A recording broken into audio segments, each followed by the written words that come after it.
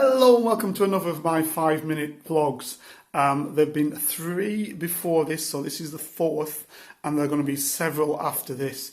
What I want to do effectively is give you 5-minute quick hits on what I previously put out, first and foremost on Facebook in a written process, and then as a vlog before the vote for the EU referendum. And then subsequently after the EU referendum vote, I put another vlog out, which is about 19 minutes long, explaining why there's going to be a problem. So the reason why I say that is I don't want people to think, oh, this is some guy turning up after the event because of where we are. He's actually saying now what he didn't know before. No, I'm telling you now what I said to you before the referendum and directly after it. So this 5-minute blog, which now I've only got 4 left, is about basically the breakup of the United Kingdom. Right, one of the reasons why I said that we shouldn't be voting for leaving the European Union is because I foresaw immediately before John Major and before Tony Blair was speaking about it that this would cause the breakup of the United Kingdom. Why? Because for 28 years I've been in the Special Branch, the Secret Intelligence Service and other organisations, the National Public Order Intelligence Unit, organisations that basically look at the United Kingdom from the perspective of what are going to be the threats to our country in time to come from public order, from disorder, from political policy. And I headed up a section which was called the Strategic Analysis Unit of the National Public Order Intelligence Unit, which basically dealt with domestic extremism. Way back in 2002, I created that, and I wrote several papers and had my guys write papers about basically what the threats were to the UK. Now, one of those threats that were to the UK is basically that the United Kingdom is a incorrect union in terms of how it's put together. What I mean by that is 80% of what is the UK, if you want to be more specific, it's probably about 83% of what is the UK actually is England. Scotland, Wales and Northern Ireland then make up the rest. So the number one power point, the number one base, the number one strength factor for the whole of the United Kingdom is England, right? The problem is that that dominance has been throughout our history. So up until very recently, people used to say, I'm going back to England for England and St. George, England's doing this, England's doing that, England's doing the other. It's only quite recently that we've started talking about the United Kingdom, Great Britain, the United Kingdom, as a parlance. It's something that comes off the tongue. So the problem has been that England has always been something. Now, when the Scots then didn't like this and asked for their own independent parliament in order to stem off independence altogether, we offered them. But understand, when we offered them that and provided them with that, we were within the European Union. Okay.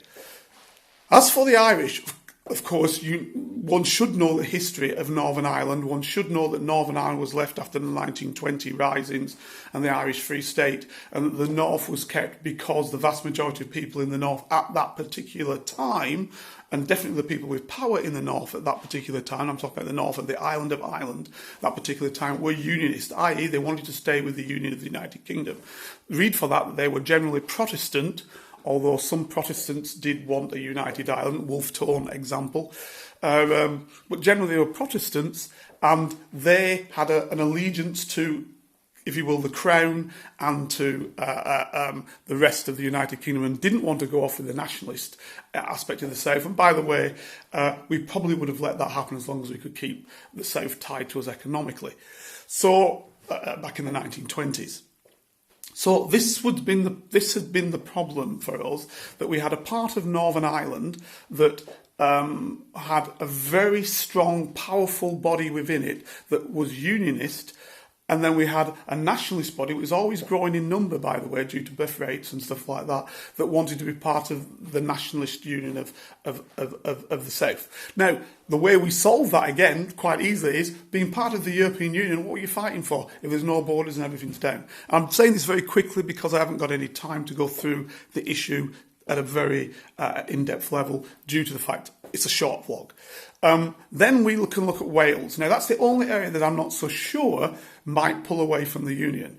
Because, yes, in the north of Wales, you have people who speak the Welsh language and find a unison of it's their own area and believe in Wales as an entity. But so much in the south, many people have actually fallen from that. So I'm not so sure whether Wales would necessarily pull away from England.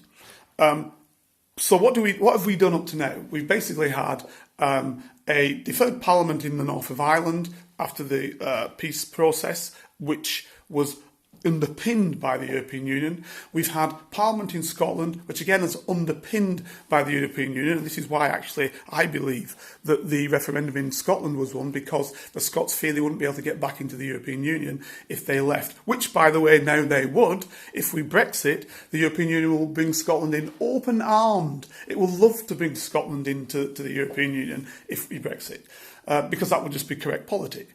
So that was a problem before. It won't be a problem if we leave the European Union.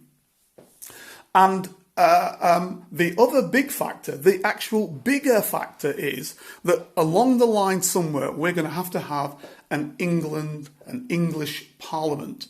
We've tried to get away from that by creating, if you will, regional areas. So we've created, regions like Greater Manchester, and we're giving them a mayor. We put a mayor of London. And all of that is to try and attempt not to have an English Parliament. Because what an English Parliament will do, it will make for darn sure that if we're only voting on English matters, i.e. the West Lothian question, and Scots can't vote for it, Northern Irish can't vote for it, Welsh can't vote for it, that England would be dominant in everything we do.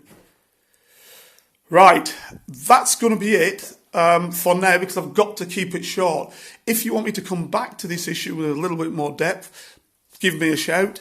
If you're listening on our one of the bodies that doesn't allow for longer speech, then something like Instagram, example, where you can get the full speech, this full speech, on our YouTube and on Facebook and Twitter.